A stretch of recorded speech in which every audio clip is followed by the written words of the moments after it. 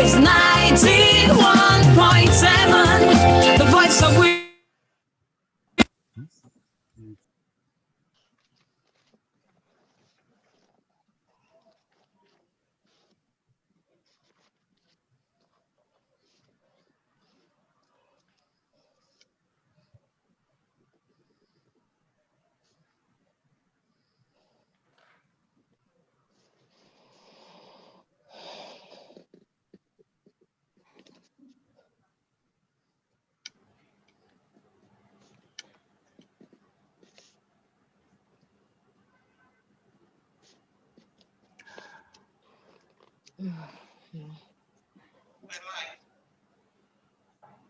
It's 11 o'clock Nigerian time. Your Excellency,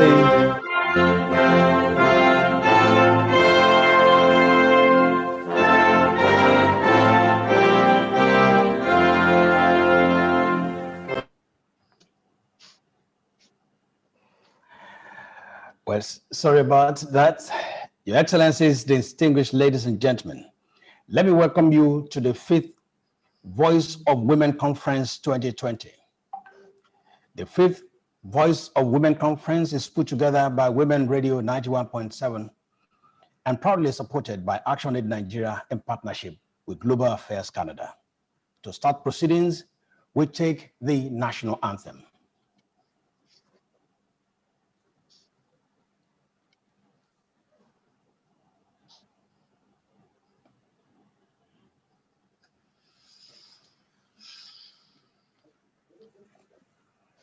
Well, looks like we're having some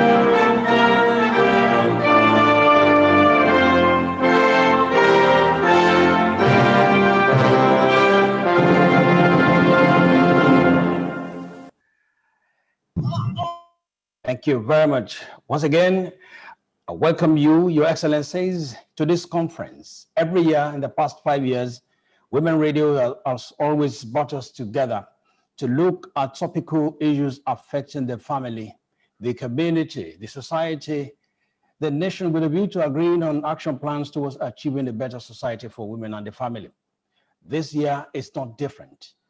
Although it would have been nice to have all of us under one roof for this discussion, but we live in extraordinary times. As the year 2020 unfolded, very many unpleasant packages that left the world reeling under deadly blows of COVID-19 and other attendant issues. The bad state of the economy and COVID-19 threatened the livelihoods of families, especially women and girls, with increased gender-based violence, what the United Nations has labeled as the shadow pandemic during the lockdown and after. For women and girls, it was double whammy. How do we stem this tide? How do we refocus priorities and resources towards arresting the rise in gender-based violence? What roles should men be playing, and how can we further ensure more socio-political inclusion of women in the Project Nigeria so they don't remain vulnerable due to poverty and lack?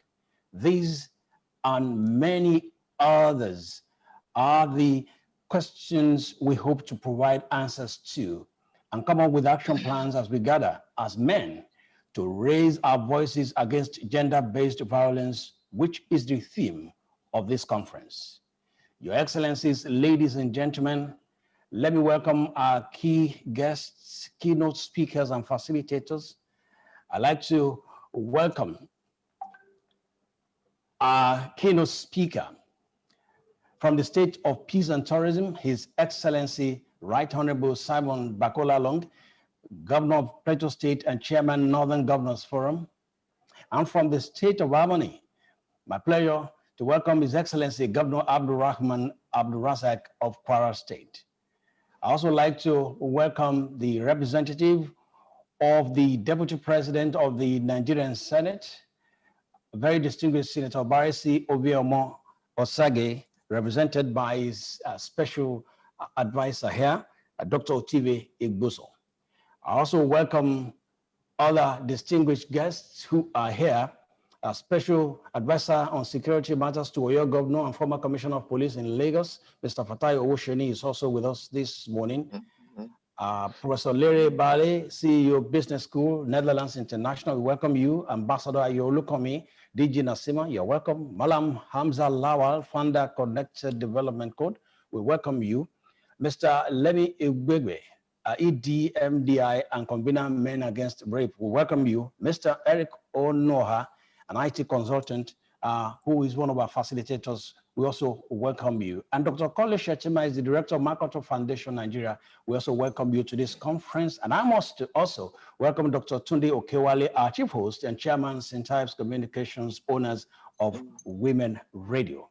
This session is live on AIT, Liberty TV, Women Radio 91.7, and online at WFM 917 on YouTube and Facebook. And as I said, proudly supported by Action Aid in partnership with Global Affairs Canada. I am Ambrose Olutayo Shomede, your moderator. All the way, I'm informed that all the way from Sokoto, we have the Sarkin Yakin Gage Sokoto Alhaji Sani Omar Jabi. I also welcome you, sir, to this conference.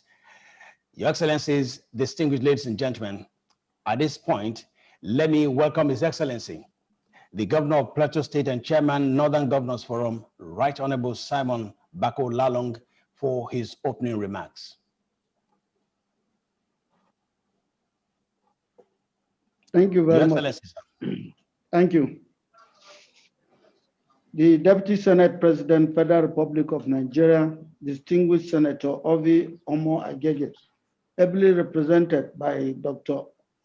Otive Igboso. My colleague, the Executive Governor of Kwara State, Abdurrahman Abdurazak, the Sarkin Yakin Gagi of Sokoto, Alhaji Sani Umar Jabi, eminent speakers and panelists, invited guests, members of media, and all participants.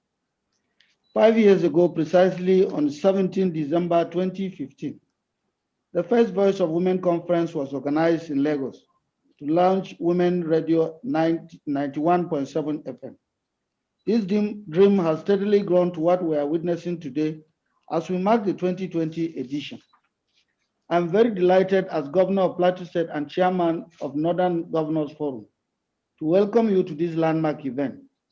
I also congratulate WFM 91.7, Nigeria's only radio station for women and their families, for the great work they have continued to do as a female-centric radio broadcaster.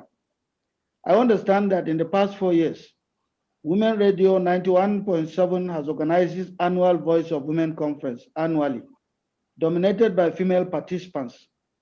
However, the organizers have this year opened the discourse by hosting men and boys on how best to evolve a safe and secure Nigeria for our women and girls.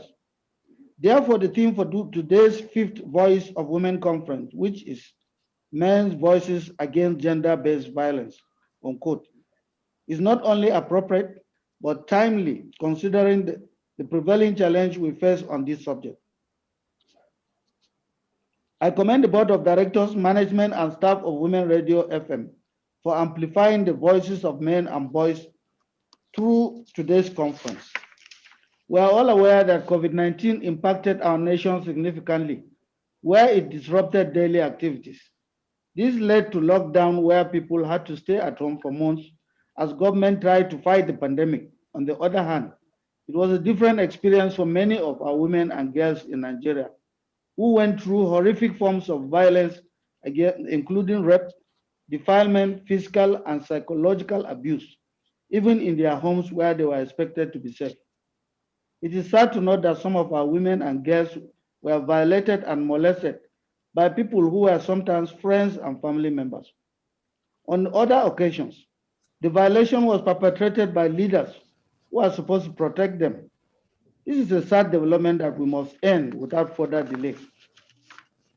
As we advocate for a safe Nigeria for our women and girls, we must change the mindset of our men and boys to not only appreciate that women and girls deserve protection, but have rights and freedoms enshrined in the Constitution as any of us. We must also make them understand that any violation rights of women and girls is a serious crime that carries weighty punishment under the law. I'm happy to note that many men, women groups, and leaders of different persuasions have spoken out loudly against the issue of violence against women and girls. Such campaign is also No? being fostered Yes. by the voices of traditional and religious leaders who are also helping to break down traditional and cultural motivated stereotypes that promote violence against women and girls. Under my leadership, the Northern Governors Forum has declared a state of emergency on the increasing rate of sexual and gender-based violence in the country. We have all resolved and condemned all forms of violence against women, girls, and children. The forum also resolved to ensure that member states promulgate laws with stiffer penalties against perpetrators of sexual-based violence. As part of our resolve, governors have to ensure the domestication of the Violence Against Persons Prohibition Act 2015 in their various states without further delay. Working with our state houses of assembly, the domestication of the Violence Against Persons Prohibition Act 2015 in the various states will soon be attained. The speakers of the 19 Northern States House of Assembly have already assured us of their support. I'm also happy that other governors have gone ahead to open registers for sex offenders and other violators in their states to further name and shame such persons as well as create further awareness against this condemnable act. For us to achieve a permanent solution to gender-based violence, we need a reorientation that will target the younger generation. We must teach our boys to respect girls and also teach our girls to resist and speak out against any act of violence from tender age. We must equally appeal to our faith leaders to preach love and respect for one another in upholding human dignity. To all men and boys joining this conference for the first time, I urge us to use our positions as political leaders, cultural leaders, religious leaders, corporate experts, fathers and brothers to fight, protect, and advocate for a safe and secure Nigeria for our women and girls. We should remember that girls and women are our mothers, sisters, wives, and above all, the heartbeat of our homes and society. Once again, I welcome you to the Fifth Voice of Women Conference 2020. I wish you fruitful discussions and hope you come up with workable options to end all forms of violence and insecurity faced by our women.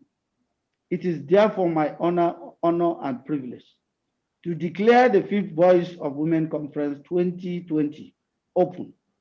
Thank you, and God bless the Federal Republic of Nigeria. Thank you very much, Your Excellency, the Governor of Plateau State and Chairman, Northern Governors Forum. Thank you very much, sir. I must say that at the end of this conference, we'll be having an action plan and commitments by all of us that will be rolled out at the end of this session going forward. And I hope and wish that I know that you are very busy. You are likely to go into other details in the course of this discussion. But I hope that when all of this is put together and given to you, it will be given live. Thank you very much, Your Excellency. Thank you very much. Thank you. All right. That was the Governor of Plateau State opening this conference for us. We now move on to the National Assembly. Let me welcome the representative of the Deputy Senate President of Nigeria. Dr. Otibe Igbuzo is representing distinguished Senator Obarizi Ovie Omo Agege. Dr. Igbuzo will be talking to us on ending violence against women and girls through implementation of laws. Dr. Igbuzo, kindly unmute. Thank you very much, Ambrose. Thank you very much, Ambrose. I bring greetings from His Excellency Senator Ovie Omo Agege on this 5th Voice of Women Conference 2020 with the theme Men's Voices Against Gender-Based Violence. He's unable to be here presently because of the ongoing Senate proceedings, and he has asked me to represent him. The Managing Director, CEO of Voice of Women, His Excellencies, members of the National Assembly, women groups participating in this discourse, members of civil society organizations, participants in this conference, ladies and gentlemen. It is my pleasure to be here with you to examine one of the biggest social scourges of our time, namely gender-based violence. This problem, which includes sexual violence, physical violence, emotional and psychological violence, child marriage, femicide, female trafficking, female genital mutilation, domestic violence and rape, is destroying relationships, lives, and shattering the bedrock of societies, the family in every corner of the globe. It also threatens our communities and our country at large. This is why we must bring perpetrators to justice. One fact we must not discountenance is that gender-based violence is rooted in gender inequalities, which have found women and girls holding the short end of the stick in virtually all spheres of human endeavor, namely social, economic, and political. However, no matter by whom it is professed and perpetrated, gender-based violence affects everyone, regardless of income, race, gender, or socioeconomic status. Nevertheless, we cannot shy away from the fact that the women and girls are disproportionately affected by gender-based violence. This is not to say that the social ill of gender-based violence is not also against men and boys. Global estimates indicate that 1 in 3 women experiences either physical or sexual intimate partner violence or non-partner sexual violence in one's lifetime. From forced and early marriages to the physical, mental, or sexual assault on a woman, nearly 3 in 10 Nigerian women and girls are reported to have experienced sexual abuse, while 43% of girls are married before the age of 18. Once married, majority of these young girls are denied access to contraception, with only 1.2% of those aged between 15 to 19 having unmet needs for contraception. There are usually high levels of early and teenage pregnancies. The plight of women in Nigeria and across the world has been further affected by the COVID-19 pandemic. Cases of violence against women have more than trebled during the COVID-19 lockdown this year. According to the Nigerian Ministry of Women Affairs, there were at least 3,600 reported rape cases, more than 100 in each of the 36 states of Nigeria during the lockdown. This figure excludes all other forms of violence and the cases that were unreported. This is unacceptable.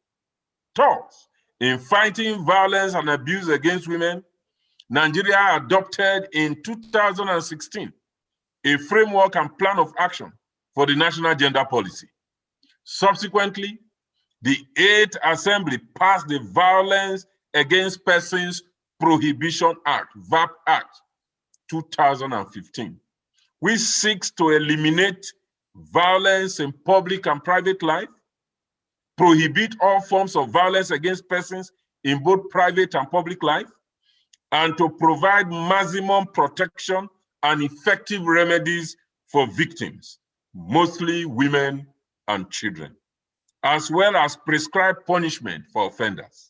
Specifically, it prohibits female genital mutilation, harmful widowhood practices, and harmful traditional practices, such as some demeaning rituals that accompany burials in some places that affect mostly women.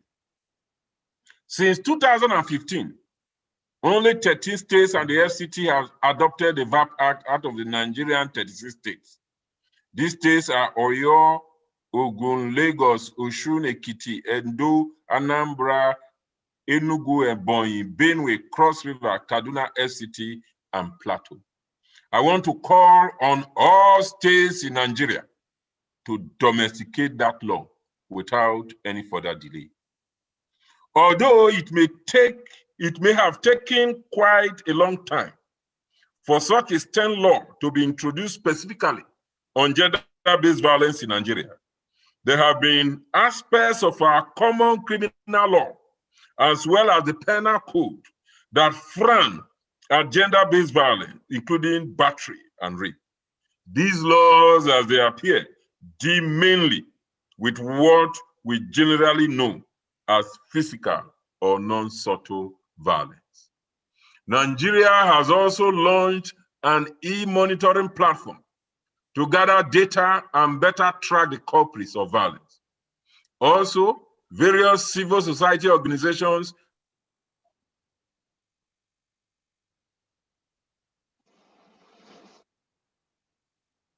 sexual or non-sexual, subtle or non-subtle. While the federal and state ministries of women affairs, the National Agency for Prohibition of Trafficking in Persons, NAPTIP, and women civil society organizations have made important strides to address gender-based violence prevention and response efforts, it is clear that we have not done enough to curb the abuse and violence perpetrated against women. As more cases are reported every day across our society, we need to do more to address the problem. As a nation, we must resolve to have zero tolerance for these abhorrent acts of violence against our mothers, wives, sisters, daughters, grandmothers, aunties, and friends. We must quickly move to address the legal and cultural challenges facing our women. But more importantly, addressing gender-based violence against women will require collective effort of every individual, especially men who are the most perpetrators, to stand up for the protection of women. Men should take more responsibility, intervene, and do what is right to keep women safe. No man has a right to assault a woman for whatever reason, except, of course, in self-defense. It's a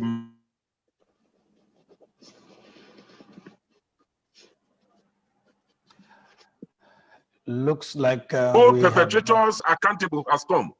Religious leaders, community leaders, and traditional rulers should challenge men to stand up as protectors and not abusers of women.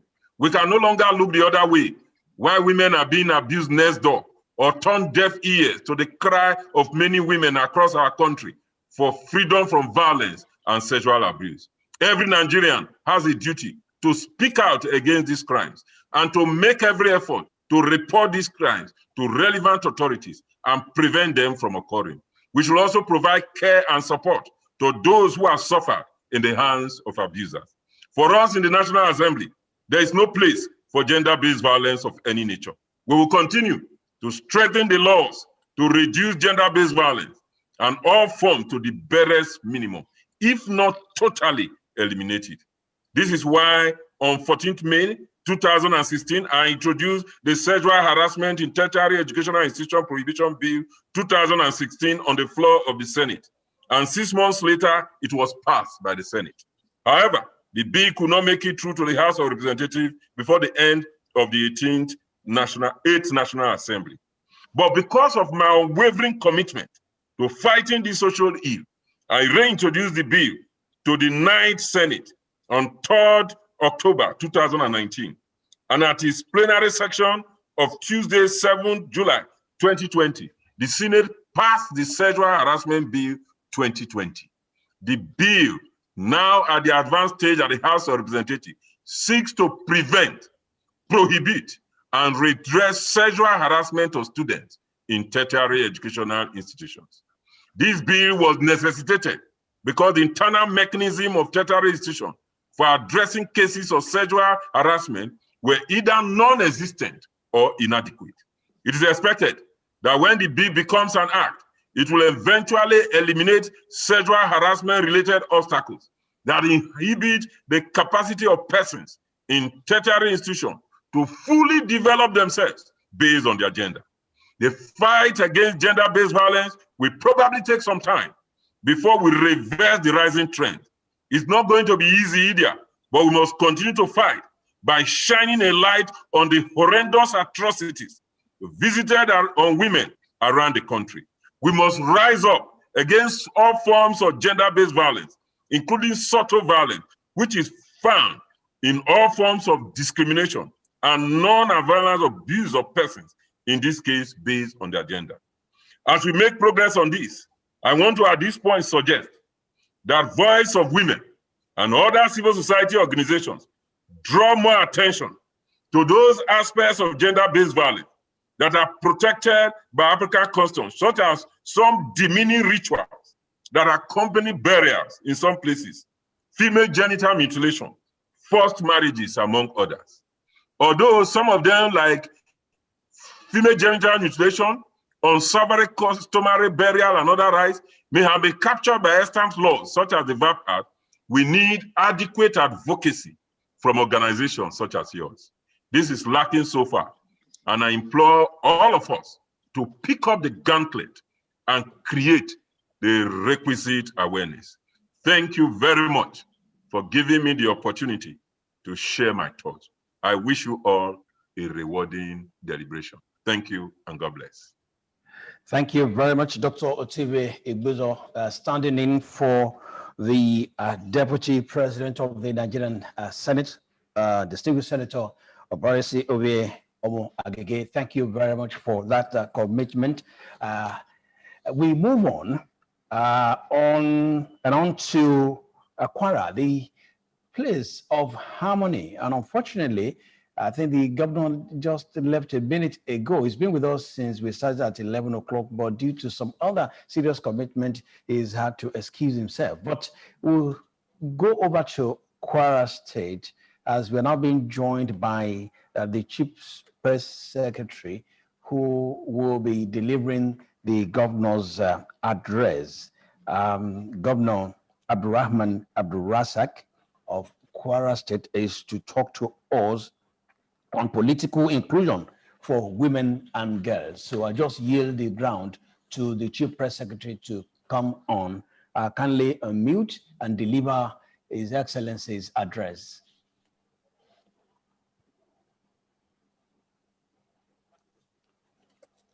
Do we have the CPS here?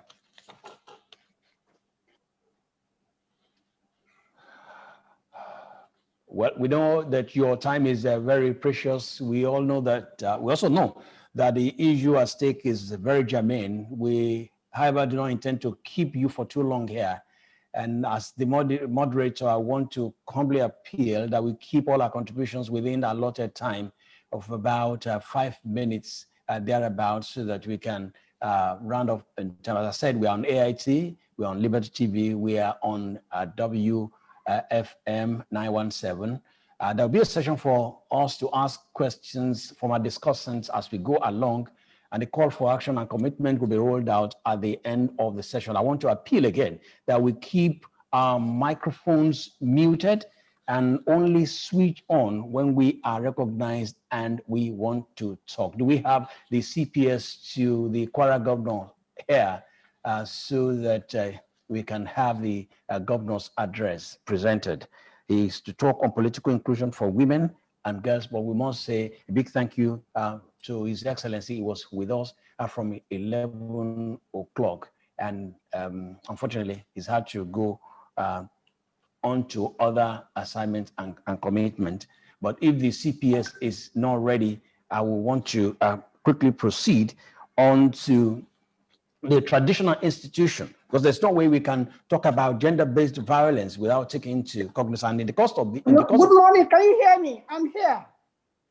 Oh, okay. I can hear you. The CPS. Good morning. Good morning. Yeah, my name is Rafi Wajakai. I'm the CPS to the governor of Kwara State. Just like you observed, His Excellency was us on this program, and he had to leave to join his colleague governor. The next meeting, he sends his message to this conference. Basically, the governor commends the Women Radio for its pro-women effort and its campaign over the years. He also believes, as a political leader, that there is so much we can do for women by giving them political power, by empowering them with the right kind of political connection. And that is why when you look at his cabinet, His Excellency asked about the highest representation for women in cabinet, not just in Nigeria, but in Africa. That speaks to his belief in the women folk. He believes so much that when we give women political power, what we are doing invariably is to give them the voice at the decision table, is to allow them to have adequate contribution to policy and decision making. That in itself is a big empowerment for women. And that is why His Excellency has done that by giving up to 56% of his cabinet slot to women. But beyond that, in Kwara State, there are several parastatals that are headed by women. His Excellency has done this to break the barrier, to ensure that he encourages women to be the best and to protect them. Because when we look at the gender-based violence, we will see that this is largely linked to helplessness and vulnerability. And when you are allowing women to be part of the decision-making process, what that means is that the kind of policies and programs of government will be such that will be to the benefit of women. When they have this kind of power, it means they are no longer vulnerable as they will be without political power. So His Excellency believes that he has taken the right steps, and he believes there is no going back about that. Once again, he sends his message of support, he sends his message of hope. He believes that women deserve to be supported every time. Thank you. Thank you very much, CPS. Women deserve to be supported every time, and they need to be encouraged. And they should not be left out of any plan. Thank you very much. Political inclusion for women and girls, the address by the Executive Governor of Kwara State, Governor Abdulrahman Abdulrazak, delivered there by the Chief Press Secretary. We appreciate your coming on. We now move on to the traditional institution. I was talking about the traditional institution, that there is no way we can talk about gender-based violence without the involvement of the traditional institution. We go over to Sokoto, and it's my pleasure to welcome the Sarkin Yagan Gagi, Sokoto State, Alhaji Sani Umar Jabi, who will be talking on men's involvement in fight against gender-based violence. You're most welcome, sir. Kindly unmute and come on. Very much for giving me the opportunity to talk. The Sokoto traditional institution, a traditional institution across the country under the auspices and leadership of His Eminence Sultan of Sokoto. I did everything possible to ensure that male involvement in support of women participations and to address all form of a harmful practice that will endanger the life of the women. No way women are the major decision maker when engaged. They will play a significant role themselves in bridging the gap between knowledge and practice. Between issue of the gender-based violence, when non-involvement of women in the decision-making is a key in creating the problem. And as well, even you try to create a role for women, most of the rural areas, you can find out that education is a major impediment. You can see some local government hardly to have one graduate women. And I believe the empowerment we give to women, no any other empowerment better than giving them education. When they reach the benchmark, maybe to have a graduate among them, they can be able to lead in key opportunities. And I believe, again, traditional harmful practice and gender-based violence, all forms of violence should be identified and avoided. And there should be enabling law that also be used to prosecute and apprehend the offenders. Anybody who violate the right of women and, and every other must be addressed. What? Can you Go hear ahead, me? sir. Go ahead, sir. Yeah, we can hear you. Go ahead. Okay. Go ahead, sir. The traditional rulers are the custodian of the grassroots. They can bridge gap between the service providers and the community members, between the civil society organization and development organizations to bridge the gap to ensure that sufficient women involvement in decision making have been adhered. Women form 50% population. There's no way you can sideline the 50% population in the decision making and you think you are progressing. No progress without women engagement. No progress without gender equality. When we engage women in the decision making, one of the issue in northern Nigeria, controversial aspect of northern Nigeria, having high incidence of maternal and infant mortality as a result of gender bias, gender-dominated human resource for health, human resource for education, and everything. Unless we realize that this is a mistake, we have to engage women in the key decision making so that they can be able to play active role in bringing out and reducing the menace. And I believe gender stereotype started from the family. You see that when you are empowering the children, you will see you invest more in the male child education, and you also allow the girl child into street housing, which is against the human right. So education is fundamental human right to every other sex, regardless of female, male, even disability. Everyone needs to be served fundamental right to access to education, healthcare, and even empowerment. So I believe I call on all the northern governors alike. They need to do like the host, the chairman, Northern Governors Forum address. He said that there should be law, and he also calling all the governors of northern Nigeria to domesticate VOW Act. Thereby, within the domestication, they will prohibit all form of violence against. And then people, most of the traditional institutions will continue to enhance proper acceptance of the social policies and programs. And then one of the problems Nigerian facing is not law, not policies. There's beautiful law and policies. So many countries borrow from Nigeria, they succeed. But here in Nigeria, non-implementation of relevant VOW Act, relevant child protection law, relevant women law, relevant health law. That is why there's so many beautiful laws, but non-implementation. We need to bridge gap to create knowledge between the community stakeholders and the government and the civil society organizations so that to promote more acceptance and to promote more inclusion of women at the community level, at the community structures. We need to involve women engagement in the decision, social inclusion. Everybody alike in community need to be empowered, need to be engaged to identify what matters around them. In the budget decision, in everything, we need to get them to capture their own want, to capture their priority, so that we can be able to empower every member of society, regardless of sex. And I believe the issue of social inclusion require a lot of religious leaders' inclusion, so that they shall out they bring out all the relevant religious instruments to promote dialogue at whatever fora, so that to change the negative perceptions. So many people, when we are talking about development program, they think it's an imported ideology of Western world, which is not. Before the Western colonies, we have women, we empower women, we educate, and women are also part of decision making even before the pre-colonial era. So I believe, why not? If they can do before the colonial and during colonial, why now? Women are very important. They are our wives, they are our mother, they are our friends. Without them, we can achieve our goal. And I believe we need to empower them to be able to be self-employed, and they can be able to have right to participate in policy and the decision making and political participation and everything. But when they are not educated, definitely it's like we are doing nothing. We need to get them empowered through education, sound education, to be able to engage in key government ministry and decision making, so that we can be able to empower the population.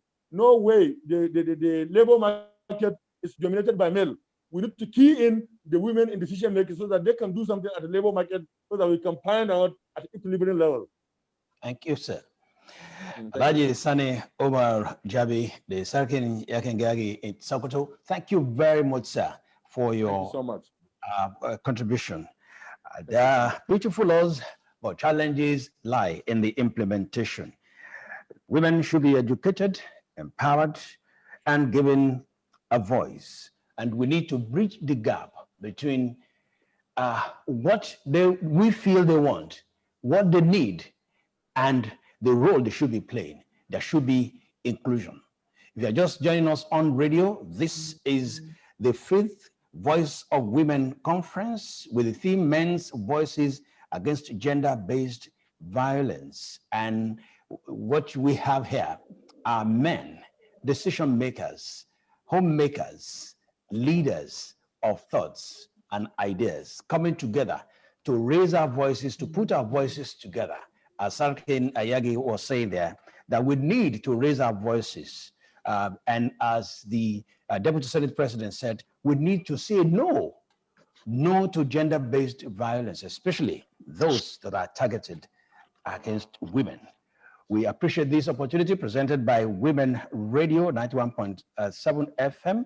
The support coming from AIT, Liberty TV. This is running live on AIT and Liberty TV, and it's also on WFM 91.7 and online at WFM 917 on Facebook and on YouTube.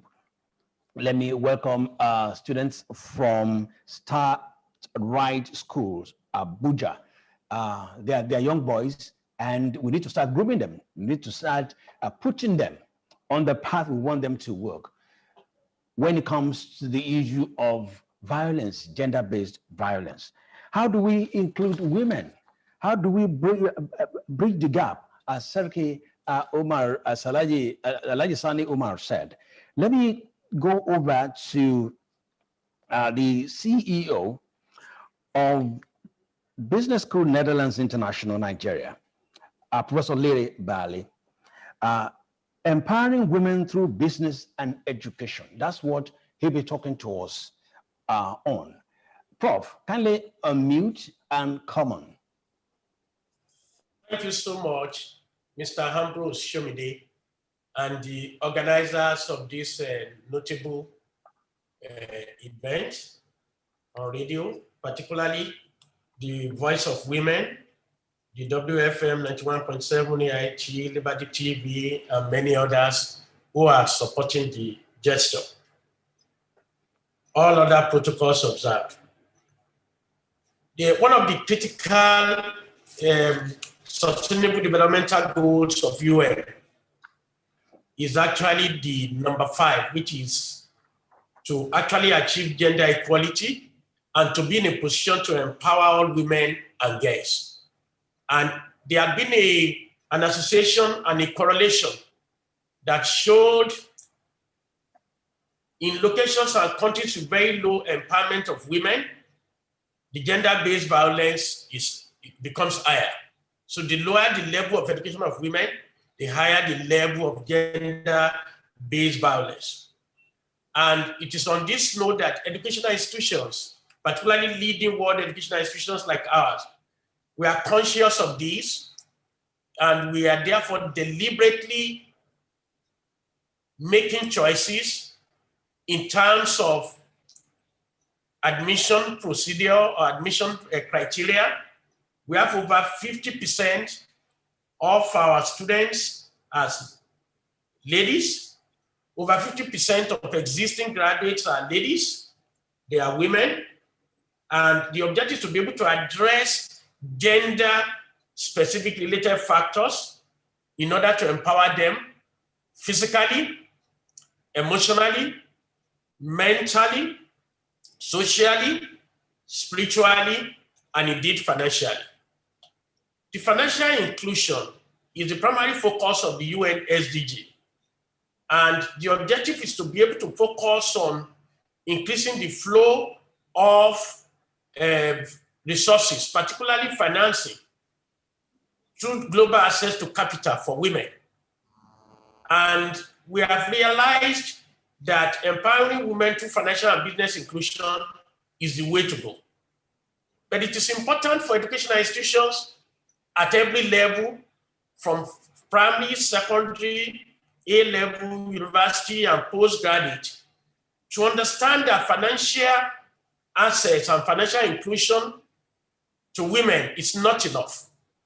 Having created a link between the higher the financial empowerment of a woman in a marriage, the less the likelihood of gender-based violence against them. It's also important for us that money alone is not enough. When women are given access to funding or financial inclusion, there should also be financial literacy. And financial literacy means we need to create a total package of business education. Luckily, women leaders have been assessed vis-a-vis male leaders. And it showed that female leaders are superior leaders. It's well established and documented in about 17 parameters. Female leaders are superior to male leaders.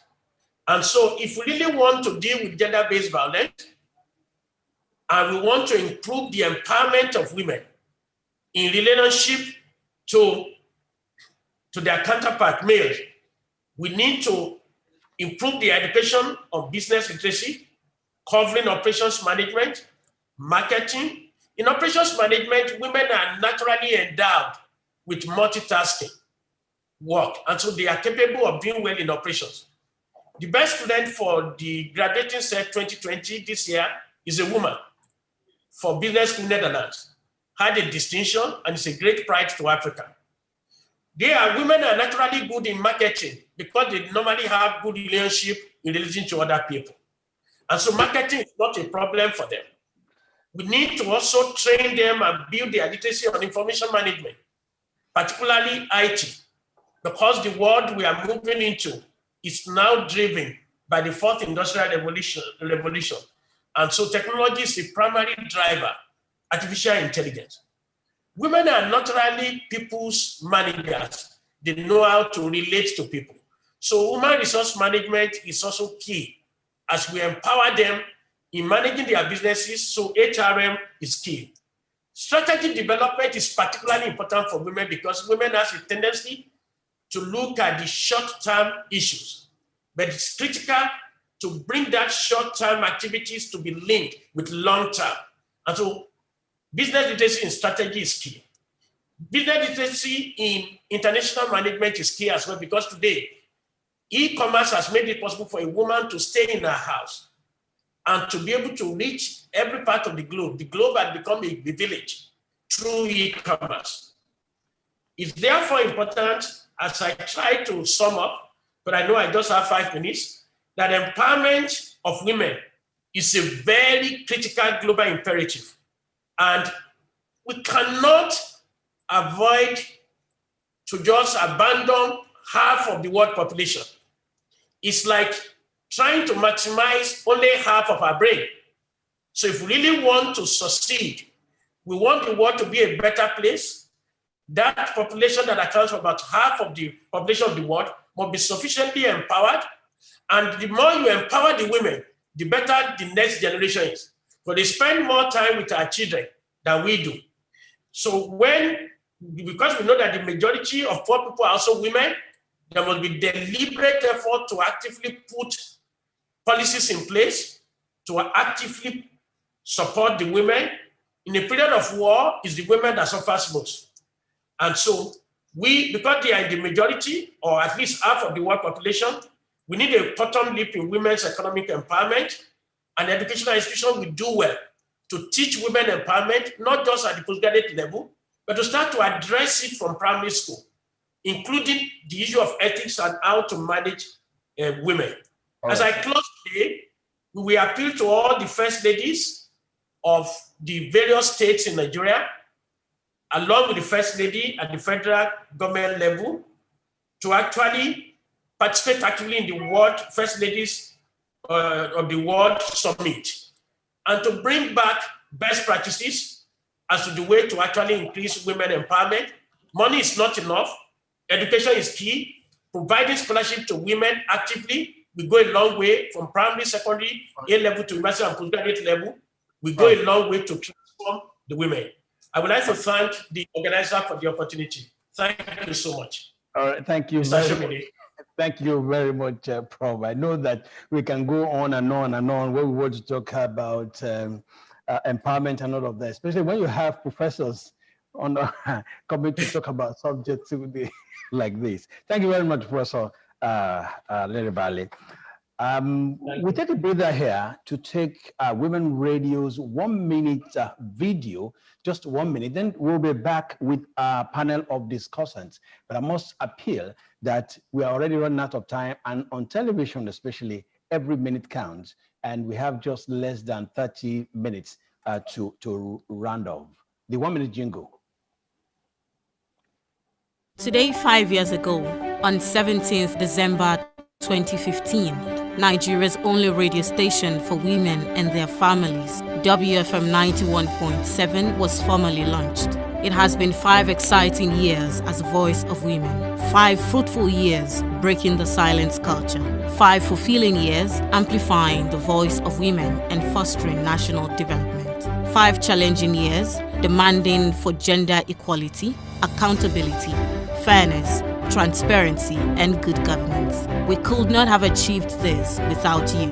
As we host the 5th Voice of Women Conference, VOW 2020, today, 17th December 2020, we look forward to more years using Women Radio platform as a tool for women development in Nigeria. This is Women Radio WFM 91.7, the voice of women. Women Radio, congratulations. Thank you very much for providing this opportunity for men to raise our voices against gender-based violence. And we thank your excellencies, even though you are on to some other commitments. We know that your special advisors are listening in and will give you the necessary feedback. Let me now welcome my panel of discussants who have been with us since we started.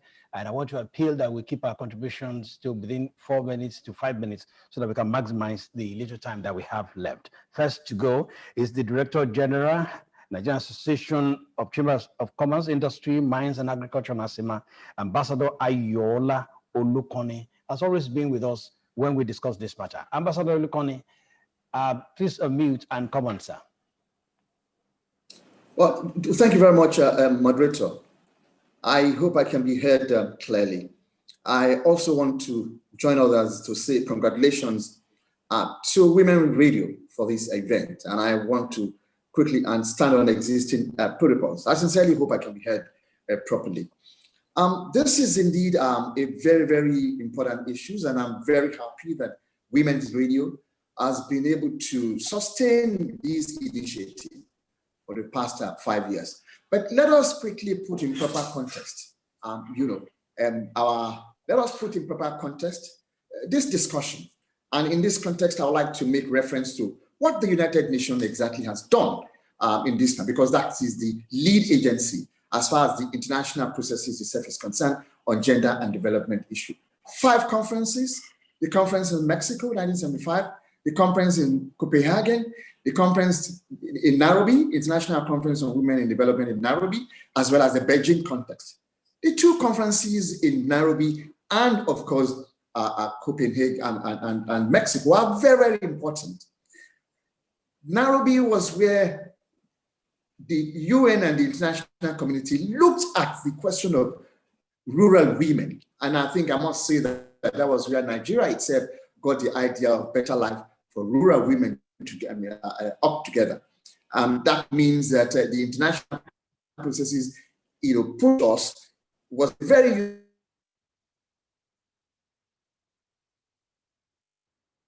useful reference in terms of what we done. Then come to Beijing, there are 12 critical areas. It was Beijing that also pushed us, Nigeria to, establish the Ministry of Women Affairs.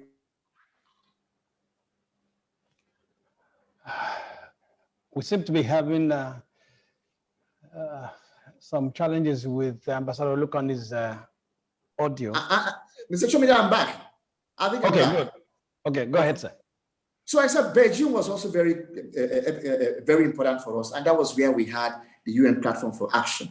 And don't also forget the CEDAW. The CEDAW is the Convention on Elimination of Discrimination Against Women, which we also signed up to. So all of these is the reference point in terms of what exactly we're doing at this particular period. And I'm indeed very glad that we are here today. So, but the issue now is that how do we mobilize people? How do we mobilize men especially? And that's why I want to make reference in this context to the He for She initiative. The He for She initiative is the new frontier as and the issue of gender equality. And then the struggle against gender violence is concerned. The He for E initiative simply says that it wants to mobilize 1 billion men and boys to be able to come on board in terms of recognition of the battle and the struggle against gender violence. So as part of our outcome of this conference, I want to recommend that we include the E for She initiative. It has been launched in Lagos, and I want to recommend that it should be launched across all the states. It's very simple. It simply says we must educate our men. We must socialize the boys from early stages to be able to do what exactly, to let them know that, look, gender-based violence is wrong and that women should be recognized for what they are. This is my recommendation against the background of our discussion here. Please let us focus and also come up with plan of action on the He for She initiative. These are the ideas, these are the areas which can be very useful for us. And I think we can launch it across the 36 states. Our respective first ladies can look into it. I'm sure some of them are working on it, and know that Lagos State, of course, has done it. And so it's a new area, which of course decides, which helps us in terms of a reference point as far as the next line of action. And I also want to suggest that Women Radio should one of these days look specifically at the He for She initiative. What does it mean? So that we can have an understanding and of course draw a plan of action. Because we must start educating our young people, especially our men, from the beginning as far as this is concerned. And I think it must also be put into the curriculum right from primary school levels and also all area of education as well. These are my points. Like I said, I strongly recommend that as part of the outcome of this discussion, the He for She initiative of the United Nations should be domesticated and used as a reference point in terms of the question of what's to be done on the issues of gender equality, battle against gender violence, and all other issues, and advancing women's empowerment amongst all our focus. Thank you very much, Ambassador. Once again, thank you very much for the opportunity to be part of this discussion. And congratulations again, once again, to Women's Radio. Thank you very much. Thank you, sir. We do appreciate your contribution as always. We're glad. He for She initiative, socialize the boys and educate the men. I should say this. I know there are quite a number of questions that are coming across. I want you to use the chat room to send your questions to the participants and to the facilitators. They will be answering, but of course, we'll still make room for a question and answer session as we go on. We are running out of time and we need to move on. Social empowerment and of women and girls in achieving generational equality. That's what Ambassador Lukoni has spoken about. Let me now move on to the founder Connected Development Code, Malam Hamza Lawan. What should the role of men and boys be in a safer Nigeria for women and girls? Malam Lawal, please unmute and go ahead. Well, thank you very much. Let me add my voice to congratulate women. Everybody. Let me add my voice to congratulate Women Radio. Again, we must understand that this is about power dynamics, both economic, political, social, and cultural power. And again, as men and as boys, let us first own up and take responsibility, because we always proud ourselves and call ourselves strong men. And so far, what we have seen is strong men is failing. Strong men are failing to protect the weaker gender. They're failing to protect people who are vulnerable in the society. And when I say weaker gender, I'm not only referring to women who are vulnerable, also boys who are vulnerable. And we must also understand that this is about investment. So I know most time we talk about empowerment, but let's look at it as an investment for our future collectively. Today, if we put the right investment in place, what this means is we would enjoy peace and security. Women play an important role in society, because for every society that have succeeded and have thrived, if you go back memory lane or history, you would see that women had played her own contribution in policy and decision making. Nigeria is a country where it is sad that we've not even passed policy and regulatory framework, particularly at the subnational level, that also empowers local government to provide the needed infrastructure that empowers our law enforcement agencies to bring perpetrators to book. So as much as boys and men have a role to play, we must look at it first from a legislative and executive and judicial point of view.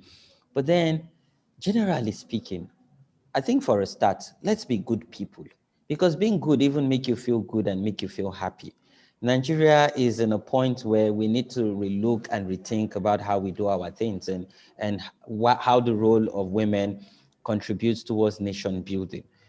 For boys and for men, first for men, our boys always do what we do and don't do what we say. So what this also means is, as role model, we must be very conscious of what we do, because the boys are watching and they would repeat what we have done, thinking it is the right thing. And for boys, I believe this is an opportunity for you to use the education that you're learning, because again, education provides an avenue for you to think positively and critically and contribute positively to nation building, starting from your various communities. And as boys, I think also is, whenever you see something wrong, you have to say it or report it to your guardian, and using your tongue to advocate to other boys, correcting them and telling them that, as boys and as girls, we must see ourselves equally. As men and as women, we must continue to see ourselves equally.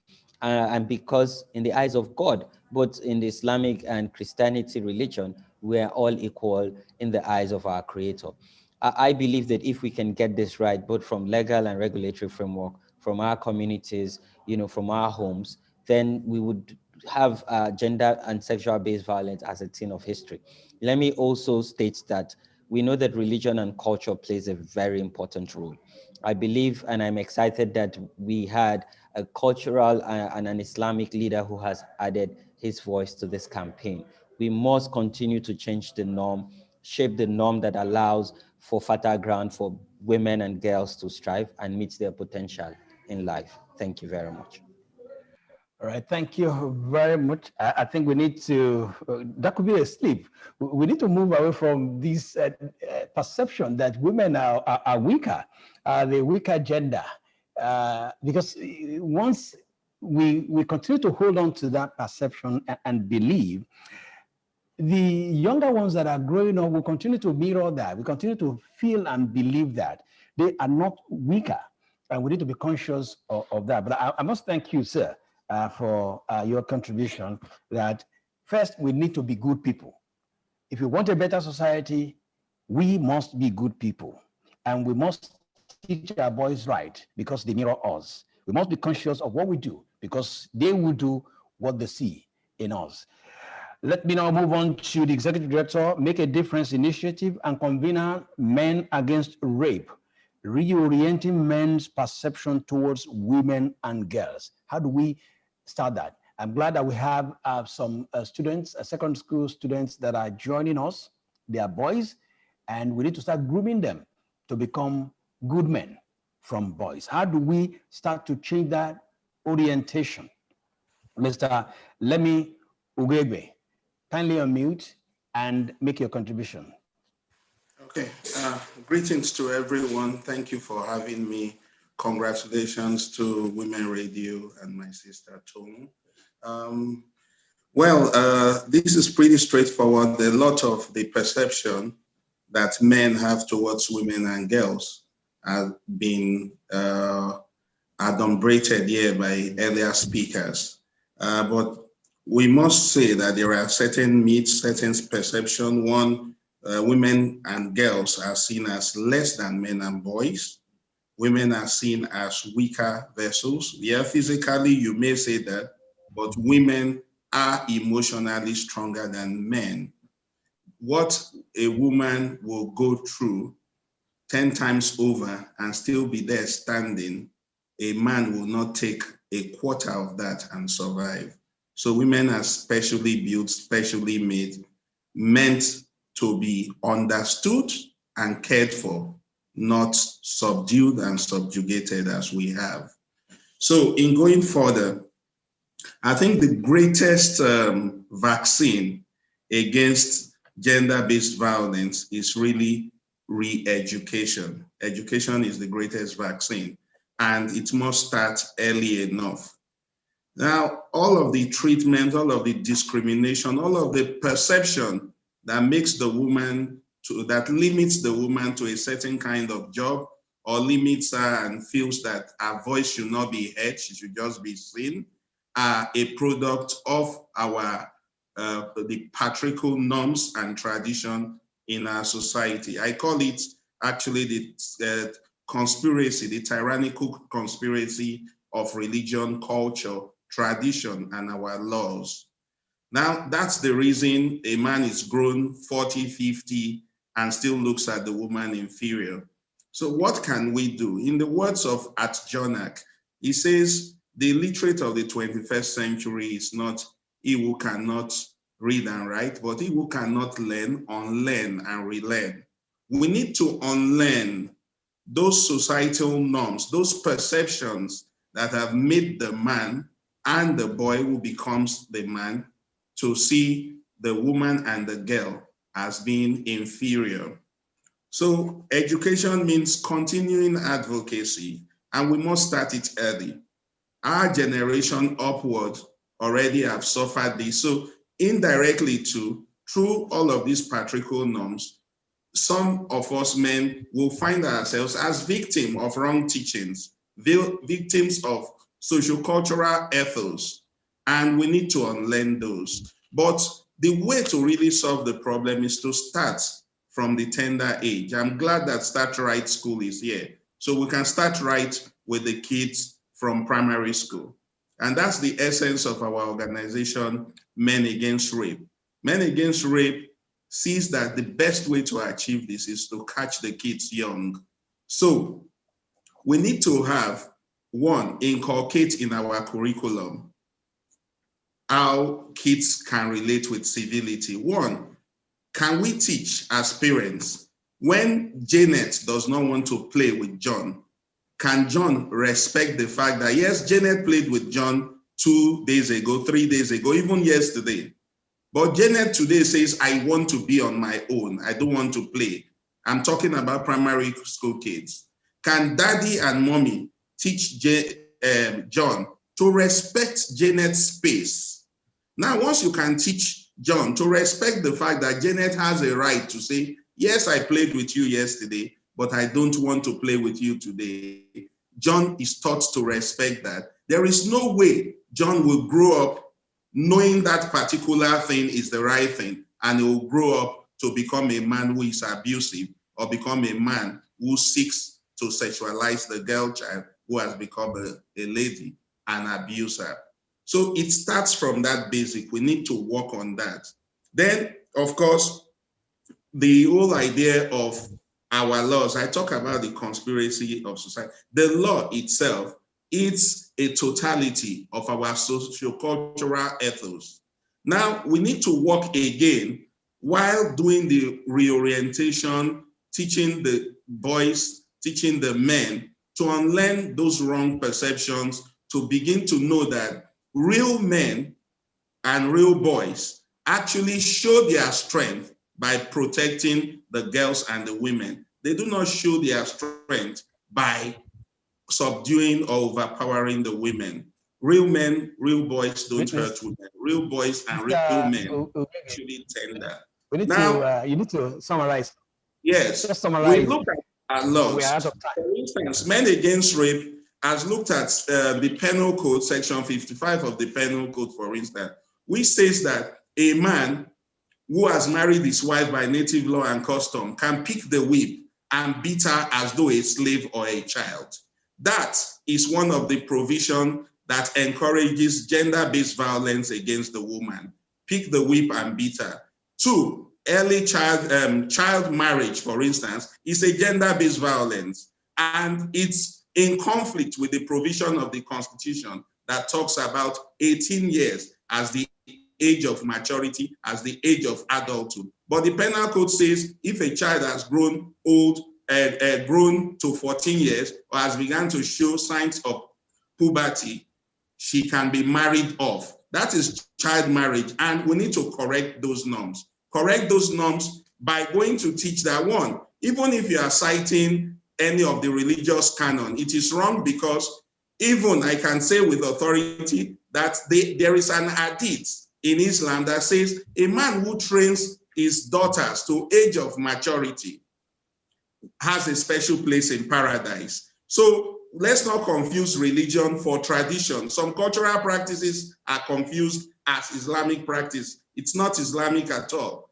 Now, in rounding off, the essence of Men Against Rape is to help begin to get this right from the tender years. Get the primary school kids together and begin to teach them this. Get the secondary school students together, teach them.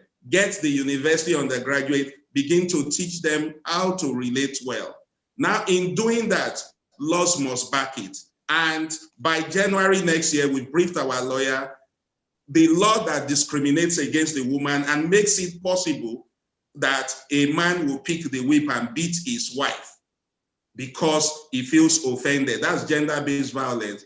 Men Against Rape is going to court in January to file an action to seek that that provision be repealed in order to demonstrate our commitment to ensuring that gender-based violence is brought to its knees. Thank you very much for your attention. All right, thank you very much, Mr. Lemi Uwegwe. As I said earlier on, we're already drawing the commitments. At the end of this session, we should have action plans and commitment. And I know our team are already working on that. Let's look at the position of a bit of the law and security. Working with security sector in ending gender-based violence. I know that this is a subject that we have discussed over and over and over. And our next speaker, Mr. Fatai Owosheni, Special Advisor on Security to Oyo State Governor, is very, very much at home with this. Mr. Owosheni, sir, kindly unmute and come on. Okay, go ahead, sir. Mr. Ambrose, and thank you for the opportunity that has been given me. Let me first say that generally the challenge of reducing to the nearest minimum this pandemic, gender-based violence and other violent practices actually is not really the absence of laws or inadequacy of the laws. The belief and the erroneous belief has led to so many enactments and so many legislations being made, and all these laws that are being made, if you notice, and the legal practitioners will also observe this, are not properly harmonized. And when so many laws are made, making laws to be ambiguous and verbose, you find out that the agencies that are supposed to also implement and enforce those laws get confused. And when it comes to implementation and enforcement, up till today, the Nigeria Police Force is the pivotal agencies because of its widest coverage. The police, at first, is battling with image and confidence problems. Of course, the police has also been accused of inadequate requisite skills. But there are so many issues.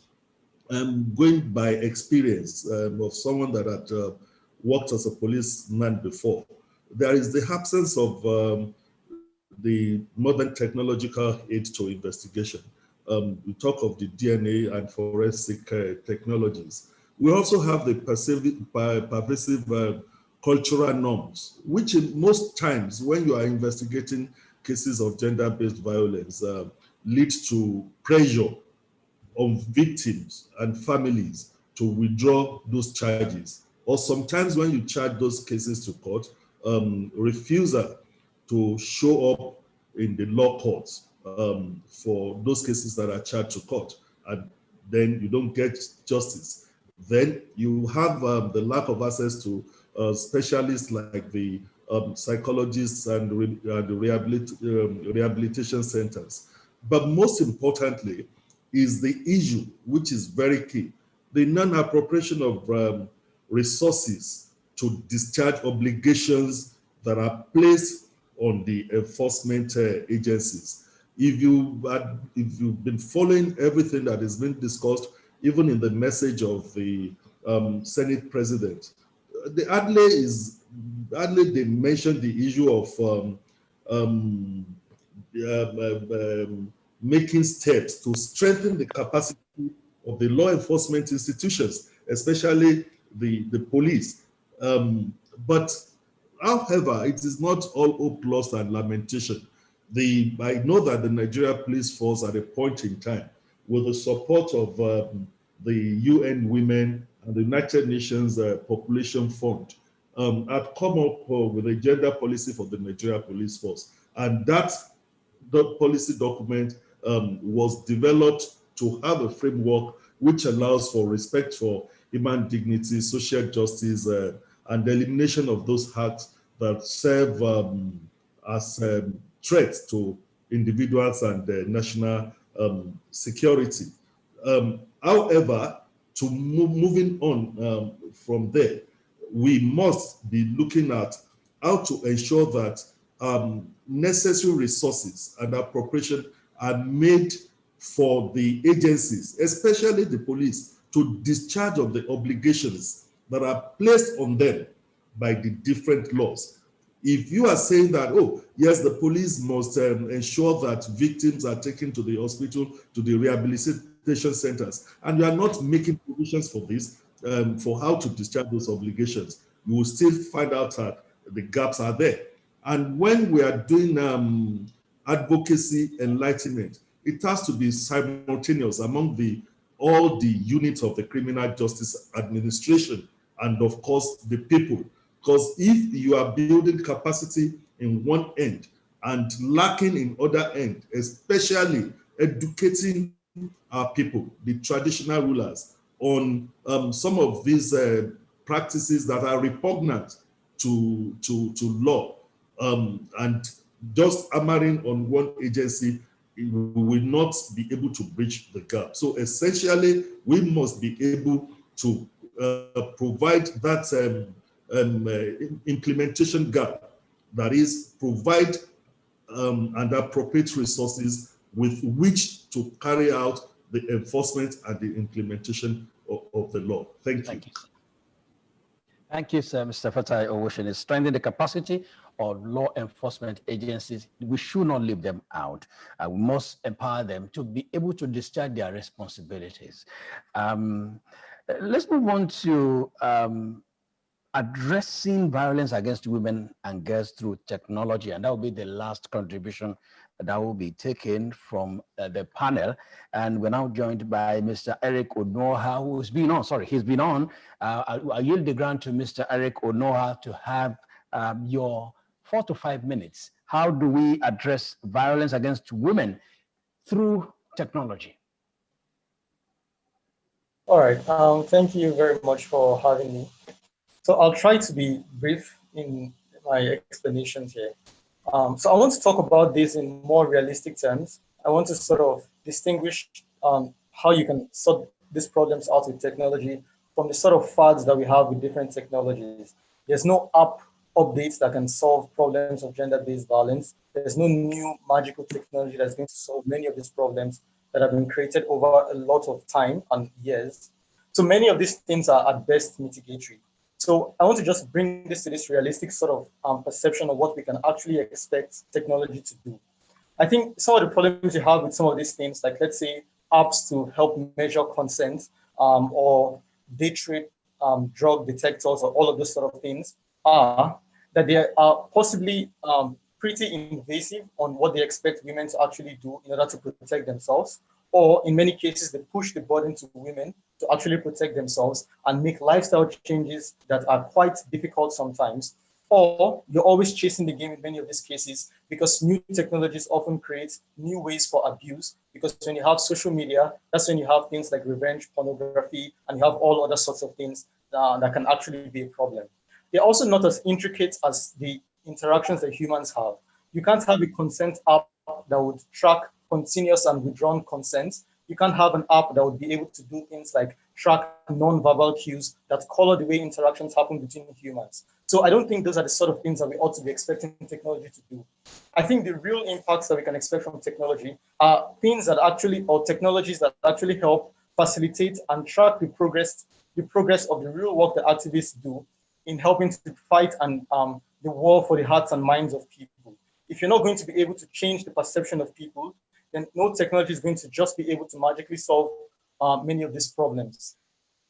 So a couple of ways in which technologies can actually help would be through things like, say, for example, accelerating progress, because you have a wider array of conversations in the sense that people are now conversing across the world through different cultural interactions and exposures. That means that you don't have to rely on simply with the limitations of your cultural area or your cultural imaginations.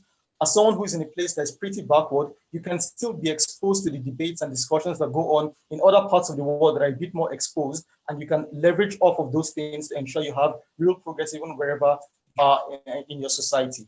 It's also things like, so that's where you have things like social media helping to have that sort of interaction amongst people. It's also the ability to build community. And this is important in two key respects. It helps for you to build support structures, the ability for you to be able to reach out to someone when you need help. It also helps activists in terms of their planning. It helps to solve collective action problem in many cases because people are already discussing these things online and are already talking about the best ways that can actually help with many of these problems. It also helps in things like data aggregation. There are apps and things where you can help to track data, where you can find out specific areas and the sorts of gender-based violence that are going on in those areas. I think what that does is that it makes the problem very obvious so that people can't just say that it's just one singular case that isn't representative. But it also makes advocacy a bit more targeted. If you know that this sort of violence is what's being committed in this area, then you're more able to have a targeted approach in solving many of those things. And that's the way I think technology can help us in facilitating many of these fights. But also, I think it's also in more democratic platforms. Speakers prior to myself have spoken about how the ability for women to actually gain sorts of capital is actually helpful. And I think the more democratic system or a democratic platform of where women are able to also have a say in the digital world, I think is also very important. The ability to have your entrepreneurship and your ability to build funds and capital off of a more democratic system that isn't reliant on the same structures that existed prior to technology, I think is something that also helps. And there've already been discussions about how capital can help empower women. I don't need to go so much into that. But just lastly, I want to talk about the sort of limitations that we have from technology.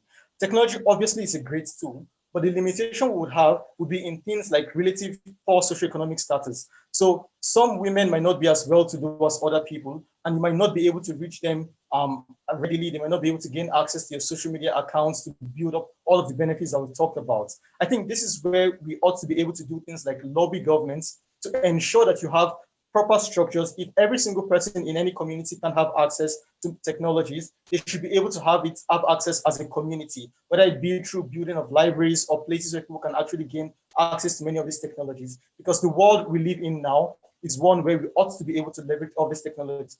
And women, even poorer women, should not be left behind. All right.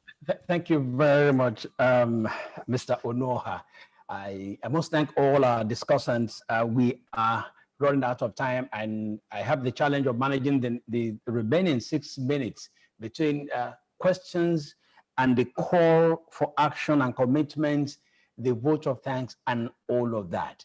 So I want to advise that you put all your questions across via the chat platform, and there are questions already coming in. One says, what are the consequences of violence against women and girls? And okay, it says, what are the root causes of violence against women and girls, especially during the period of the lockdown? And what does gender-based violence, how does gender-based violence affect women? Comrade Jibrin Mohammed Benji is representing Sokoto Youth Against Gender-Based Violence. And I just turned that one to Mr. Awosheni, Fatai Awosheni. What are the consequences for gender-based violence? Maybe in 1 minute. Mr. Awosheni, sir.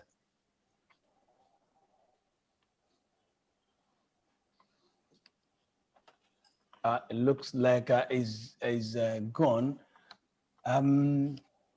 Dr. Iguzo, you want to help us here. So what are the consequences and what led to the increase in gender-based violence during the lockdown? But can you help me answer that just within a minute, sir? Dr. Iguzo. Yes, thank you very much. Thank you very much. Yes, there are a lot of consequences on gender-based violence. There are economic consequences, there are social consequences, there are health consequences. In fact, it can lead to death, so gender-based violence is quite bad. There are many arguments on why there was increase in the gender-based violence during the lockdown. One of which is that people react to stress in many ways. During the time of movement, a husband gets irritated by the wife. He just picks his shares, he goes out to go and drink and come back and sleep, But you are locked together within that space. And so I think that's one of the main reasons that people have given for increase in violence during this period. There has also been arguments as to whether, what we have been seeing is increased reportage and not necessarily increase in the incident. That the incidents have always been there, but people are getting to speak out more these days. So those are just all the arguments that are being given. Thank you very much, sir. Our time is running out. We don't have much time because of TV. We must thank AIT. AIT has been with us since we started Liberty TV. We do appreciate your time, your support, and contribution. Let me go over to Dr. Kole Shetima, Director of MacArthur Foundation Nigeria, for call for action and commitments. That is a summary of what has been said here and what we should be taking home as government, as a people, and as men. Dr. Shetima. Thank you very much, our able moderator, for this wonderful chaperoning of this event. I think it has been a very wonderful conversation that we had. And let me also join others in thanking Women Radio for organizing this event, and congratulations for this 5th anniversary, and also for gathering a distinguished panel of speakers. But especially thank you for also bringing our young people to participate at this event. I think these are all signs of what new Nigeria should look like. And I'm very happy that we were able to do that. Just because of the interest of time, I want to make a summary of some of the most important points that were made. And I hope that all of us here will commit to do one or two things to ensure that we succeed in the work that we want to do. I think that we want to commend the chair of the Northern Governors Forum for this wonderful commitment that he made in terms of the role that the Northern Governors are going to play by working with the Northern speakers, the speakers of the House of Assembly, to ensure that all the states pass the VOW law, which is very critical and very important element of what I think we need to do. And as the representative of the Senate President has said, laws are critical and laws are important. And I think that the National Assembly have done its part of the bit. And he has reminded us that there are 13 states so far have done, but the remaining states have not been done. And therefore, I hope that the Senate, the National Assembly, the other assemblies will work towards ensuring that the laws are passed into law. But I think that the Sarkinyaki have also made the point, which I think is critical, which is that laws are critical and very important. But more important also is the implementation of those laws. So I hope that members of the executive who are here, and those of us who are in a position to make this happen, will also see to the importance of the implementation of whatever laws that we have made and other things. And we're very excited, and I think there is an example from Kwara where there is a greater number of involvement of women in governance. And I hope that all of us who are in position of authority and power will ensure that more women are actually also involved in ensuring that that more women are being appointed in appointed position, so that we can have a better governance structure and others. Governance and structures, involvement and laws are critical and very important, but I think we have been reminded about the need for financial inclusion of women. Our colleague, our friend from the Business School of Netherlands have made the point that financial inclusion is critical and very important, and that we have to ensure that these are critical and important. I hope that every one of us, we can do that one as well. And this is not just about women, and I think that Hamzat have made the point that this is actually investment in our future. So it's in our own interest that every one of us make that kind of commitment and ensure that we invest in women, not because of them, so to speak, as women, but that this is really about our future and we should do that one. I think there's a proposition that have been made by the ambassador where he said that, look, each and every one of us should join the he for she campaign. Let each and every one of us set up a nucleus. Let every one of us go to our workplace. Let every one of us go to our school. Let every one of us go to wherever we find ourselves and be part of this movement of he for she, because this is critical and very important, because we know that predominantly men are responsible for the violence against women, and therefore it is us coming out in solidarity, working together, trying to create this new men, in this new Nigerian men. That is what we want to do in other things. And that's the point I think that our friend, I believe it was Daniel, who made the point about learning all the cultural and traditional practices that have undermined women so how do we see our culture? How can we unlearn those cultural practices and other things? And those cultural practices then, which will lead to the creation of new men, so that new men can also create this new idea and this new Nigeria that all of us, we want to create and show. And there is a role for technology in that regard. Technology is a double-edged sword, can be for bad things, and many of the time, I think we always know and hear about the bad ones. But in reality, technology can also be an institution for something that can good to happen as well. So these are some of the commitments that we have made in terms of what we want to do and other things as well. And therefore, I want to suggest to all of us, let's take 2, 3, 4 things. Let's not take everything that we have said here. Let's commit ourselves to 2 or 3 things that we, each and every one, want to do when we back home. We can certainly set up a nucleus, a group of people on he or she. We can also try to consciously work with our young people, our boys and girls at home, because there is something that law and others can do, which I think that what the Senate President, what the governors of our system do. But what do we do at home? How do we treat our young girls? How do we treat our young boys? And these are learning, and the learning of new Nigerian boys and men, I think it's critical and very important towards making it possible for us to create this new Nigeria, a new Nigeria whereby our young men and our own boys have become part of the solution to the problems of against violence against women, whereby all our traditional institutions are also part of this process of making this change to happen. So thank you very much for giving me the opportunity to share this platform with you. Thank you. Thank you very much, sir. Dr. Okole Shetima, Director of MacArthur Foundation, Nigeria. MacArthur Foundation has been very supportive all through the course of this journey, especially this year. Thank you very much, sir. Again, we are already out of time. In fact, the TV stations have been magnanimous to allow us to overshoot the runway. And you know, when you overshoot the runway, it could be disastrous, and we don't want to do that. We go over, so keep your questions on the chat box.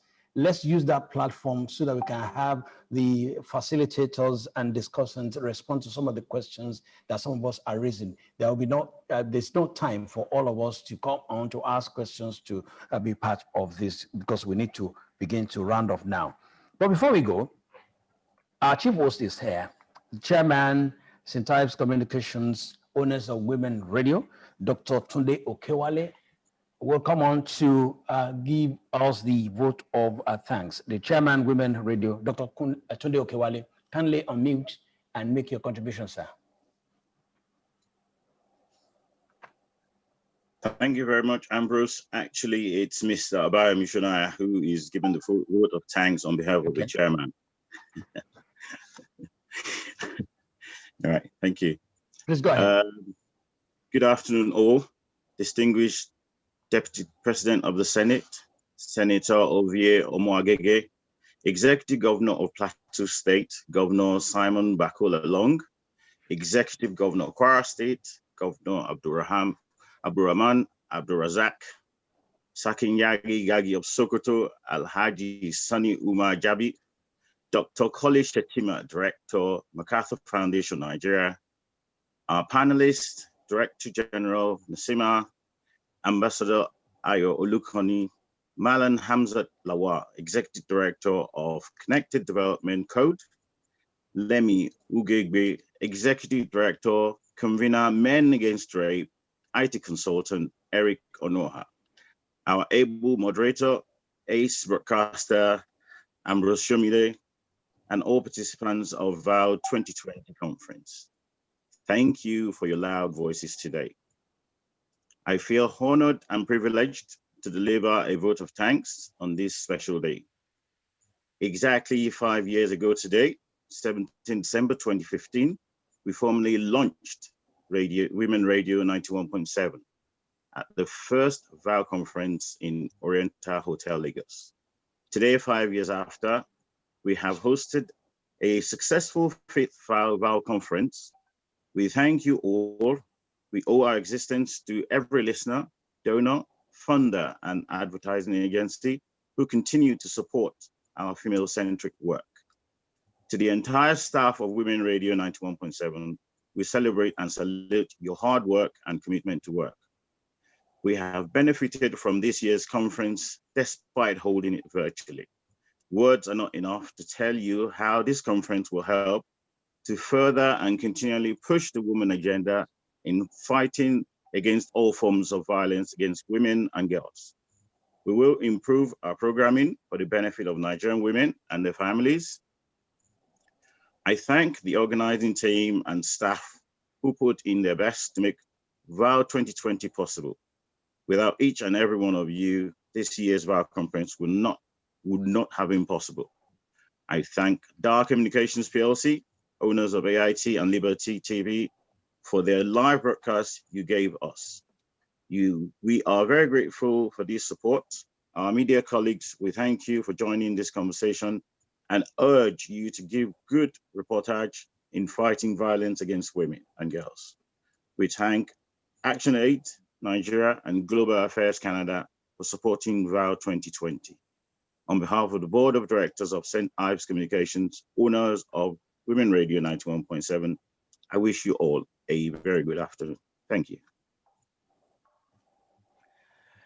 Thank you very much, Mr. Abayomi Shonaya. Mr.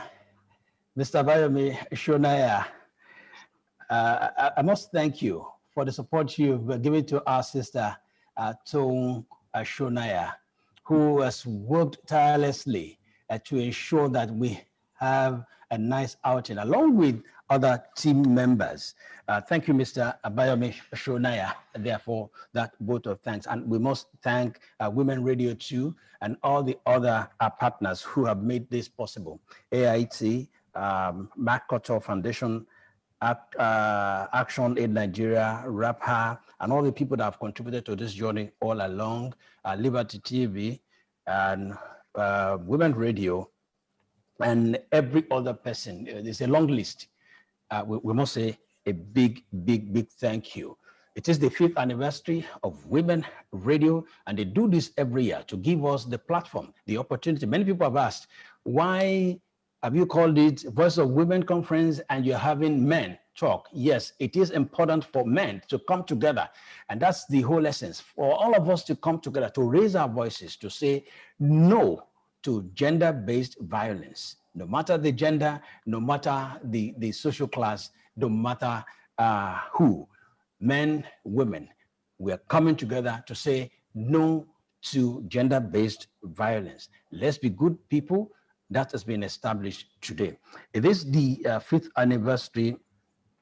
It is the 5th anniversary of Women Radio, and here it is important for us to toast to Women Radio and to everybody that is part of this, part of the success story of Women Radio in the last 5 years. We lift our glasses, even though I'm the only one that's lifting my glass here, to say congratulations, cheers. We wish you many more successes in the year to come. The year 2021 will be better, and we'll have the opportunity of coming together under one roof again to celebrate, to toast to the great success of Women Radio. Thank you very much. I remain yours sincerely, Olutayo Shomide. See you some other time. Thank you very much.